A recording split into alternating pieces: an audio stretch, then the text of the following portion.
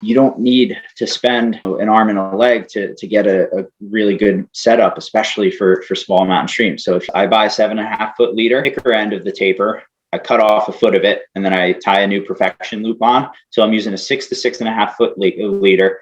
So let's talk about gear now. I am very much a proponent of stealth on these waters. Like I said, this is clear water. These are spooky fish. They've got excellent vision. Basically, like I said before, the only blind spots directly below them or directly behind them. And they've got that lateral line to help them too, to sense vibrations in the water. So good luck sneaking up on these fish. Those drab colors, your olives, your dark greens, your browns, your tans, your grays. Try to avoid bright colors, fluorescence, things like that on the water. They can see that. Some of them can see it from really far away. And as for boots, I recommend sticking with rubber soles. I used to be very much against studs because of the fish's lateral line. That feeling of metal against gravel. I know they can feel that to an extent in the water, but I've also taken enough heavy spills to know that it's not worth it to break a hip 2 miles up a mountain stream with no one there to help me and no reception. So I do fish with studs. And honestly, I'm just more careful, and I crawl around a lot more. Use a small net. I recommend a small net with tight woven rubber mesh, because you're dealing with small fish here. Like your average size trout is going to be around like 4 to 6 inches, but sometimes you get them even smaller than that. Rods, I recommend going light. You don't have to worry about overplaying these fish, because really you're in control most of the time. You're mostly, like I said, you're mostly running into your 4 to 6 inch fish. Occasionally you do get a big one. Fiberglass or bamboo is ideal. So much fun.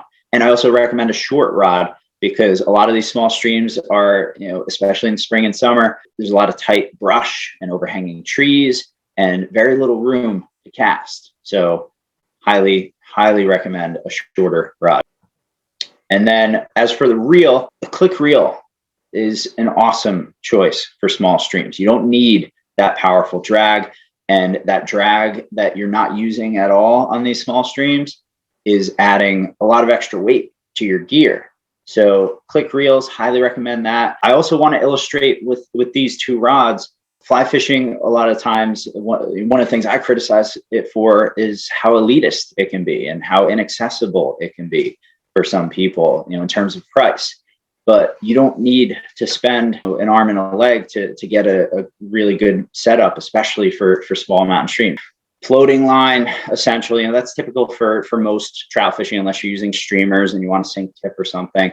And I recommend a natural colored line for fly fishing these small streams. They're really low memory lines. They don't coil on the reel, because that can create a lot of problems too. If you're not getting smooth casts off, these trout don't forgive mistakes. So low memory line keeps the line straight. You don't have to stretch it out. You don't have to do a lot of maintenance on it. It's lightweight. These 1 weight, 2 weight lines, they hit the water super soft, and they blend in pretty well because of their color.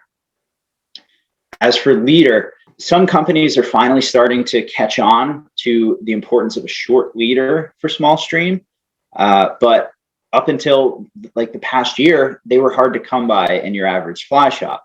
Typically what I do is I buy a 7.5 foot leader, and on the thicker end of the taper, I cut off a foot of it, and then I tie a new Perfection loop on. So I'm using a 6 to 6.5 foot leader. Typically on these small streams, I'm going 5 or 6X, usually 6X. And then I'm a big proponent of tippet rings. I like saving my leaders. I don't do the double or triple surgeon. Oftentimes, maybe it's just I'm not good at tying them, but they fail me too often. A lot of times when I break off fish, it's on the surgeon knot. So I prefer tippet rings. And I recommend, if you notice there, I keep saying nylon. I don't use fluorocarbon really at all. And you'd think it would matter on these small streams where it's super crystal clear water, but it really doesn't. I still get plenty of fish on these waters, and I prefer the nylon because it gives me the option to switch between dry flies and nymphs quickly. I don't have to switch out an entire leader because if you don't know, nylon floats, fluorocarbon tends to sink. Even though fluorocarbon has its advantages as far as abrasion goes and overall strength, I just find nylon is the more versatile for jumping between types of presentations. So that stealthy approach that has been mentioned in all of the posters for this event, I definitely want to talk about that now. So I am very, very patient. A lot of the times before I approach a section of water, I will take a deep breath. I will look at it and plan out exactly what I'm going to do, because I'm not improvising. Everything, every move I make is calculated, because I do not want to spook these fish in the slightest bit. So I'm crouching a lot of the times. I'm never walking straight. I never stand straight when I'm approaching these waters. I'll get pretty close, closer than you might think is a safe distance to not spook these fish, but I'm always crouching. Yeah, it's not great for your lower back, and my lower back feels it, believe me. And a lot of times I'm crawling on my hands and knees. Always approach from downstream. The trout's line of sight, approaching from downstream is always a necessity. If you are in a situation where your like access is further upstream and you have to walk downstream, a lot of times what I'll do is I'll just hit the trail and walk the entire river and won't enter until I'm at the point where I'm like, all right, I'm going to turn around now and then fish my way upstream back to my car. Or approaching from upstream, like do a wide loop around before you enter. The goal is to not get in front of these fish to where they can see you. And again, I use that as an example. I'm crouched down. The water is basically at level with my chest, and I'm behind those fish. They cannot see me where they are, because trout are always facing the current. They're always feeding in the current. They're always using current to push oxygen, push the water through their gills. So they're always facing the current. And it's typically tight quarters casting, a lot of overhanging trees, a lot of branches. Before I cast, I always do a 360 look to see what's around me, to see what kind of cast I can get off. And even then, sometimes I'm hanging up on things behind me that I didn't realize were there, especially in the early spring when those branches don't have leaves on them yet. Sometimes, your depth perception, noticing those tiny little twigs that are hanging there isn't so great.